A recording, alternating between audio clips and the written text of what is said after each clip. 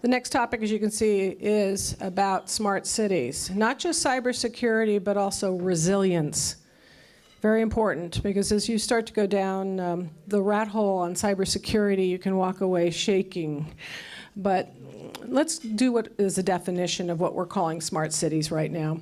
Smart cities are comprised of diverse, interconnected components, constantly exchanging data, and facilitating improved living for a nation's population. We can debate this afterwards about whether it's actually improving living, but I think it is.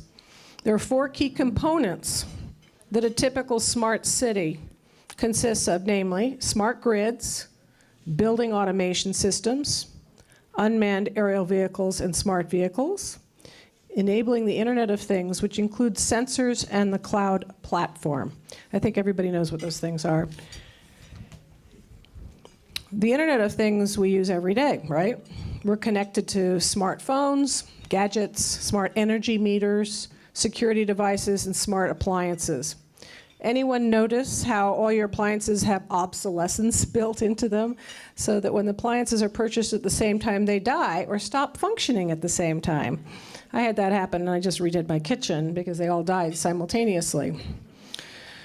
Are any of you using Echo by Amazon, Alexa by Google, or Siri by Apple? Has your refrigerator told you yet when you need to order more milk or that your yogurt is out of date? It's coming. It's all coming soon into your home, and there'll be drones delivering your fresh products. So it's a question of when it's going to happen.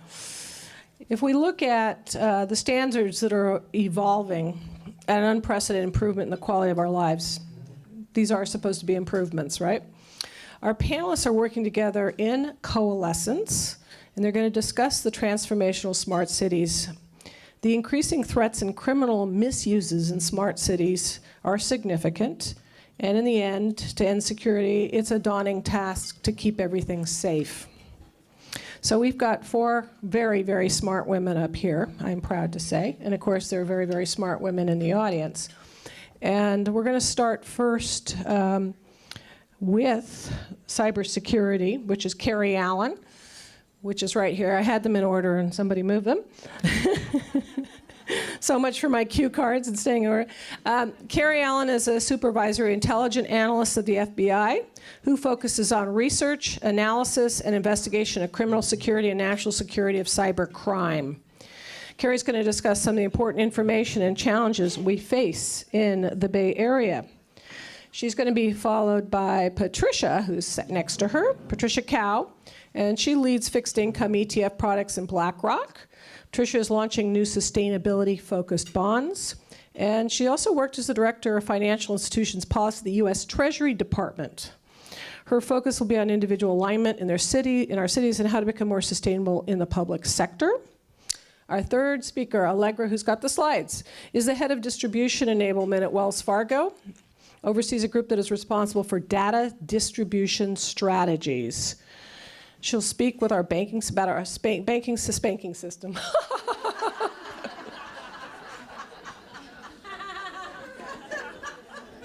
Okay, that must be from the sex room, I don't know. Okay, she's going to be talking about our banking system and how millennials think about the cities of the future and how we should think about them. And our fourth speaker is Adriana Macaro, who's here from Florida, by the way. And she's a former CEO of Brazil GE.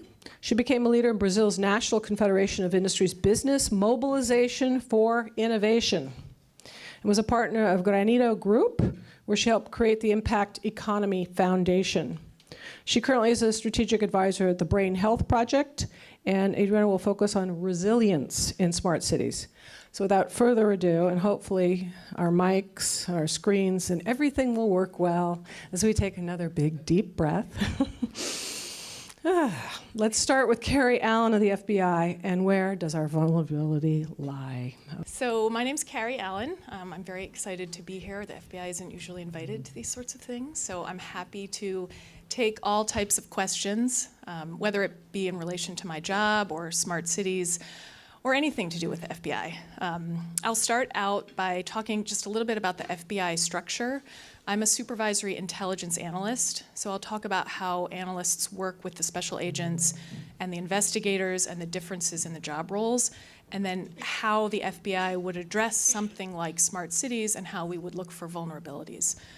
So I'm a supervisor. I supervise a team of 10 analysts who investigate cybercrime, and that's criminal hackers and nation-state actors. So we split the two threats into criminal and national security threats. The analysts in the FBI they work very closely with the special agents. So it's two very different job roles. The special agents have the power of arrest. They carry the weapons. The analysts do the research, the reporting, and most of the outreach. But they work very closely together on investigations. Within the analysts, there's different roles. I've got tactical analysts, so they're looking at a cyber investigation that we might have on an individual hacker or a team of hackers, or we're looking to see that an organization got hacked, who did it.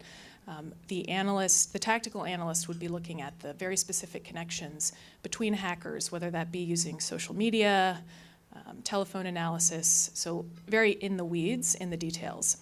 I've also got strategic analysts who are looking at the Bay Area, so the San Francisco field office of the FBI has a pretty wide domain. We call it the domain.